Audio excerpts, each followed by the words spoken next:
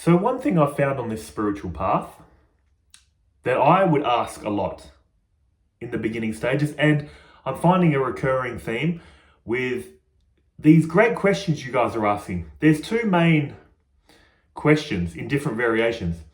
The first one is always, if it's all one, then insert question. As in, there was a video I did recently.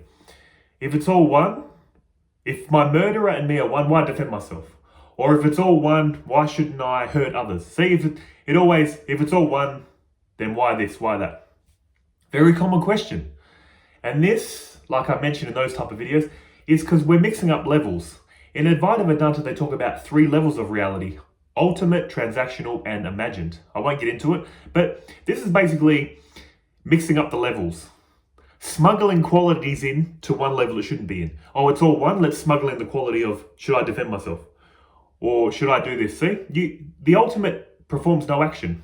All action happens on the transactional level. But that's not what this video is about. The second type of question is this one. Usually around deep sleep. Are we conscious in deep sleep? What happens at death? And here is the question. You can see it there. I'll read it off my phone. Is it possible to be unconscious forever? What really happens to my perspective after physical death? I really need this answer. Also, how can we know what we are talking about is real if we are still alive and nobody who died forever could answer this for us? Basically, no one comes back from the dead and says, hey, here's what happens after death. True. I slept for 12 hours today for some reason. I really felt like I was unconscious most of the time, but had some dreams. I woke up and I felt like I spent a lot of time being simply not conscious, but I had some strange dreams. Anyway, my question is this. What is it like to fall asleep and never wake up? This reminds me of an Alan Watts quote. He said something like, this question asks, what is it like to fall asleep and never wake up? And then he answered it with, well, what would it be like to wake up without ever falling asleep? In other words, the theory on reincarnation, that we're experiencing this life, we die, and then we instantly start experiencing another life in another form. Good old Alan Watts. I used to love him in the early days. I still love him too. I just haven't really listened to much of him for many years now. But in any case, good question. And as always, well, not as always, as I frequently do, let's do some self-inquiry. It's really important. When we hear this and keep hearing it repetitively, we can sometimes take this for granted, but it is so important to do. It's a big step on the spiritual path, self-inquiry, and to do it properly and genuinely, to really understand what we're talking about when we say we're the pure witness, we are pure consciousness. In Hinduism, they talk about the 5 bodies or the 5 sheaths that this body is made from. So let's go through these 5 sheaths or bodies. Let's leave no stone unturned to find our true self. Where do we usually start with self-inquiry? The world. This is a no-brainer. Whether you think you're this person or not, you don't think you're this world. Easy. Are you aware of the world or is it aware of you? Duh, I'm aware of the world. No-brainer for everyone. So don't worry about that. Half the job's done. Good. Now this person, let's really get into it. The 5 sheaths. The 5 bodies. What is the first sheath? The first body. They call it the food sheath. Why is that? This physical body is made of food and water, isn't it? And the key point is, of course, do we know this physical body or does it know us? I know this body. I can see it, hear it, taste it, touch it, smell it, think about it. I know it. 6 instruments of knowledge I can deploy and know this body. So, quite clearly, I'm not this body, ultimately. Let's move into the second sheath. The life force sheath, the prana. They usually associate this with your breath. Breathing. And possibly I'm the breath. No, I can't be the breath. Why? Because I know the breath. I can feel the breath, think about the breath, smell the breath. Why? Because recently I've been taking garlic, cloves of garlic for this cough. So I can smell the breath too. In other words, I still have some instruments of knowledge to know this breath, this pranic body, so I can't be that. What's the third body? The mind sheath. The mind body, the mind sheath. What's that made up of? Thoughts, feelings, ego. Do I know my thoughts, feelings, and ego, or do they know me? I can feel my feelings. I can think about my feelings. I can think about my thoughts. I can think about my ego. Ego, my life story. I'm Simon. I've lived this long. I've done this, I've done that. The mind sheath. Do I know it or does it know me? I know the mind sheath, the mind body. What's the fourth body? The wisdom sheath. The intellect. Do I know the intellect or does it know me? And I don't want to skip over this actually. What is the intellect basically? Isn't it part of the mind? Well, in Hinduism, they say no. What's the difference? The mind is like, I like to view it like a child, and the parent is like an intellect. The mind is like, I want candy. I'm a diabetic, but I want to eat candy. Let's go grab candy. That's like a kid, isn't it? I want candy for breakfast, lunch, dinner. The intellect is like, no, you can't be eating candy, breakfast, lunch, and dinner. Like, if you've got diabetes, you might want to do that, but the knowledge in the intellect kicks in and says, no, I've got diabetes, I can't do this. So this is also what they call, when we talk about, do we follow our head or our heart? Do we follow our reasoning or our feelings? This is the head and heart dualism. And ultimately, if you want long-term happiness in life, you need to operate from intellect. Long-term planning. It will give you long-term happiness. But look, do we know the intellect or does it know us? Does the intellect sometimes think, I know something, I don't know something, I didn't know, now I do? Are you aware of those changes? Yes. What's the fifth body? They call it the causal body. The causal body, for us regular people, is experienced as a blank. We can't know it, but I've heard many advanced yogis can meditate and be aware of the causal body. They say in the causal body, it holds all your habits, tendencies, your personality. Why do you get up and do the same thing every day? Why is your personality how it is? Your habits, tendencies. They say it's your karma. They also say, because they believe in reincarnation, all your past lives, memories of past lives are stored there. So these yogis, apparently, now this is all metaphysical, isn't it? They can get into a state where they can get in there. I'm going to be very clumsy with this explanation because I haven't researched this too much. But basically, they can be aware of the causal body. But for us regular people, it's a blank. In other words, are you aware of the blank beyond mind, beyond intellect? Do you know the blank or does it know you? I know the blank. Now let's just stop here for a little bit. Let's review. Let's go in reverse. I know the blank, causal body. I know the intellect, wisdom body. I know the mind body. I know the prana, the breath, the pranic body. I know the physical body. I know the world. I have just described your whole experience of reality from top to bottom, inside and out. What have I left unturned? Do you know all this? Yes. It's so clear. That pure knowing is you, isn't it? If you can say, I'm not that pure knowing, then you would be something greater than that would know the pure knowing, which means, again, what are you? You and the knowing of experience are one and the same thing. This is why you can't know yourself. You know how we say, I want to know myself, I want to know consciousness. Your pure essence, your true self has non-objective qualities. Everything that I explained to you was known through instruments of knowledge. Seeing, hearing, tasting, touching, smelling, thinking. With this world, you can deploy all six. But when you get subtler, you can only deploy feeling and thinking. And when you get to the level of thinking, you can only think. Think about your thoughts. It's still an instrument of knowledge. But how do you know your pure consciousness? You know it by being it. Your essence is self-revealing, self-evident, self-luminous. You know it by being it. Just like the sun. The sun cannot know heat and light because it is heat and light. See, to know yourself is stunning. Knowing it by being it.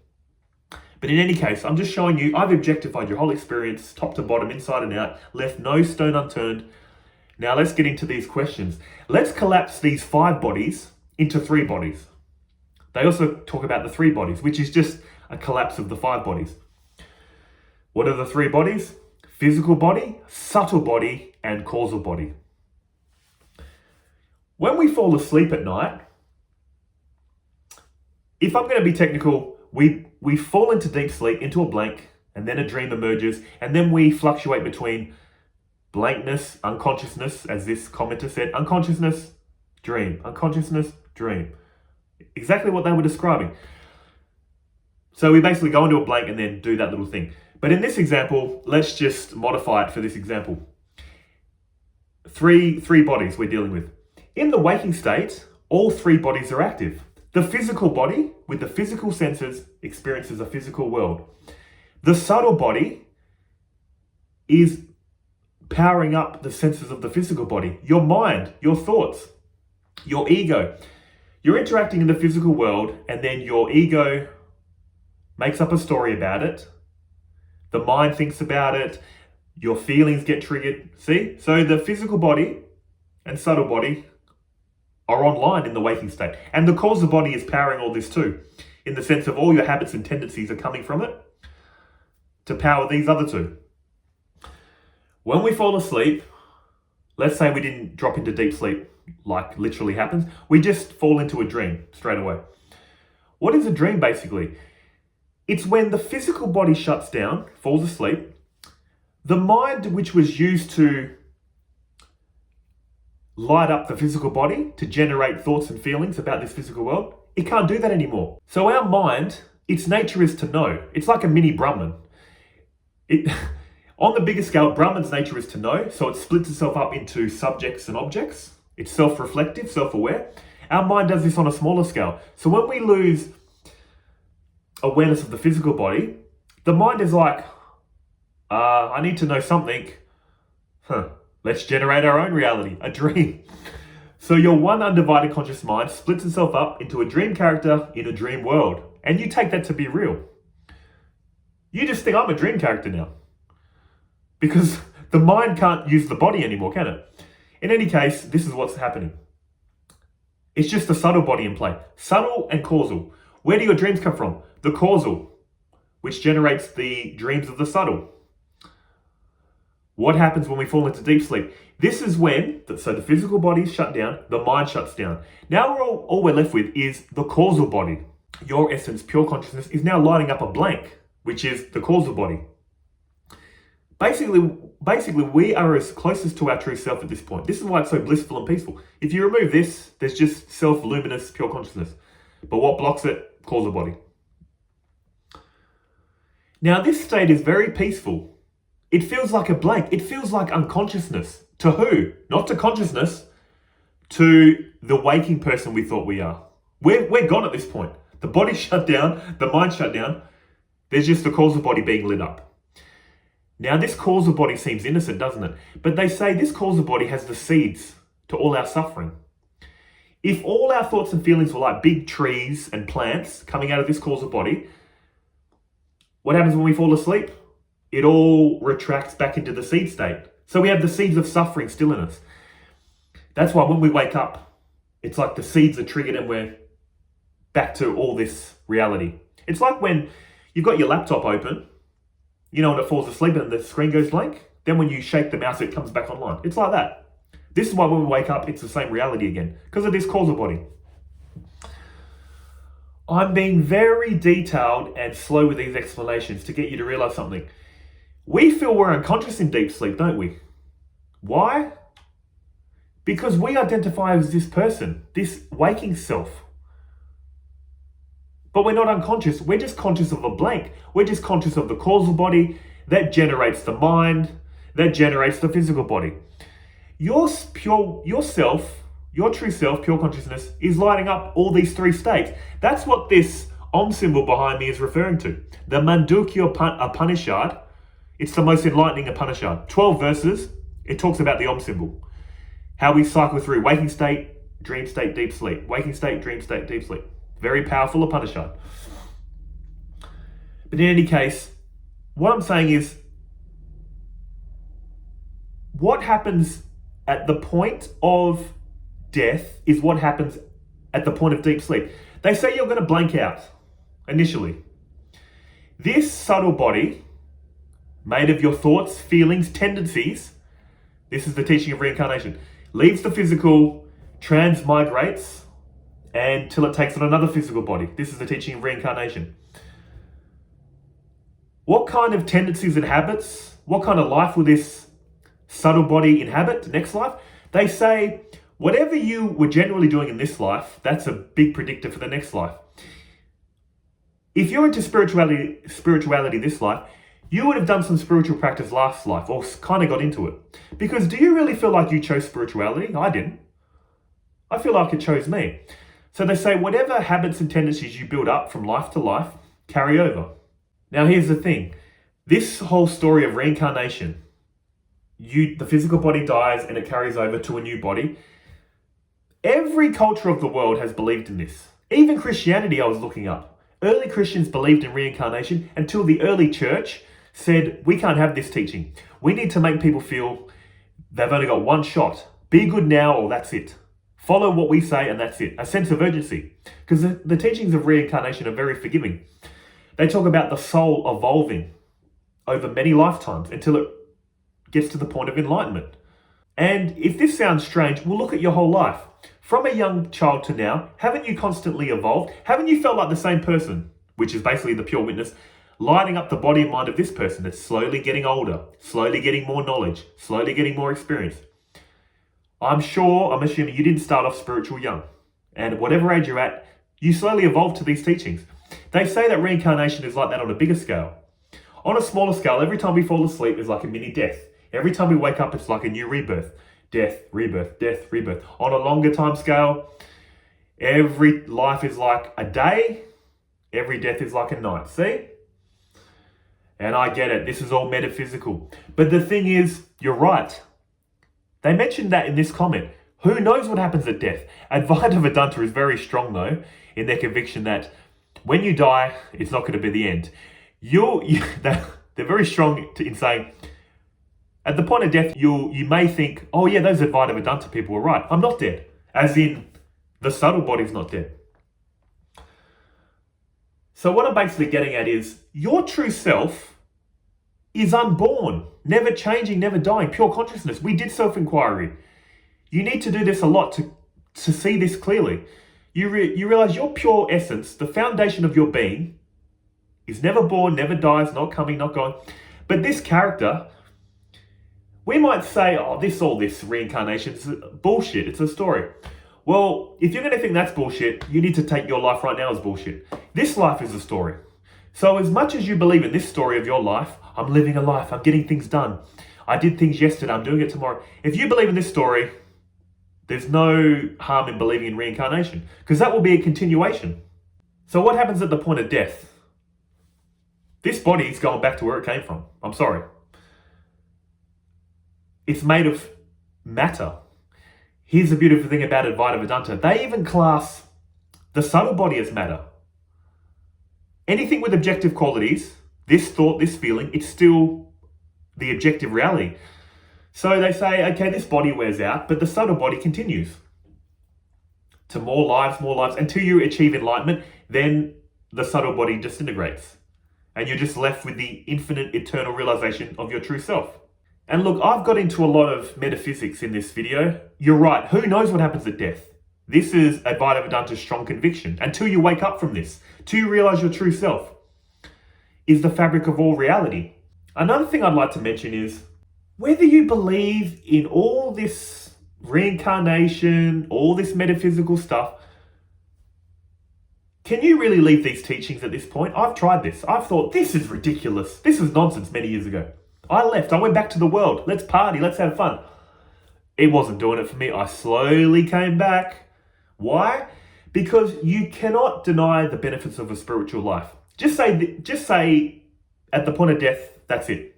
No more experience. But I honestly don't see how that's possible anymore. It's so clear to me now. But just say that was it.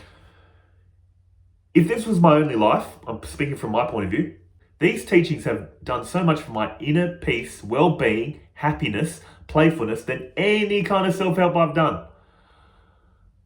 I feel the fabric of me and all reality is one. I feel like when I'm in a good mood, I'm hugging reality or it's hugging me. When a tragedy happens in my life, I flip into the witness state. I am the one aware of these negative thoughts, these negative feelings. Witness state, distancing. When I need to get a lot done, I flip into the person state. You need to be focused to get things done in life. These teachings have enabled me to remodel my mind depending on what I'm feeling, have a deep gratitude to life, to be in a constant state of wonder at the miracle of existence.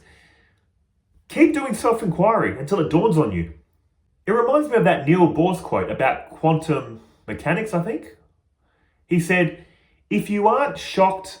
No, wait, I don't want to misquote it. Let me find what it is. If quantum mechanics hasn't profoundly shocked you, you haven't understood it yet. I view self-inquiry like this, the realization of your true self like this. If the realization of your true self hasn't stunned you, hasn't shocked you, you haven't understood it. For me, it's so amazing. It's such a miracle. It's the ever-present miracle of experience. This is what I'm saying these teachings have done to me. In a state of constant wonder, constant shock, when things are going well or neutral, feeling one with all experience when things are going well or neutral, when suffering happens, like I said, I flip into the witness state. When I need to get a lot done, flip into the person state. If this was my only life, I owe so much to these teachings. That's why I'm saying, don't throw the baby out with the bathwater. Don't think, Hinduism, religion, no, I don't want it. I'd rather be nihilistic and think, I'm a limited person in a limited world and it's all going to be over for me. You need a philosophy for this life to make it enjoyable. So whether you believe in enlightenment or rebirth, past lives, future lives, who cares? First and foremost, find happiness now and deal with those details later. That's all I'm saying. In any case, guys, I hope this video helped you in some way. But until the next one, take care of yourselves, okay? See ya.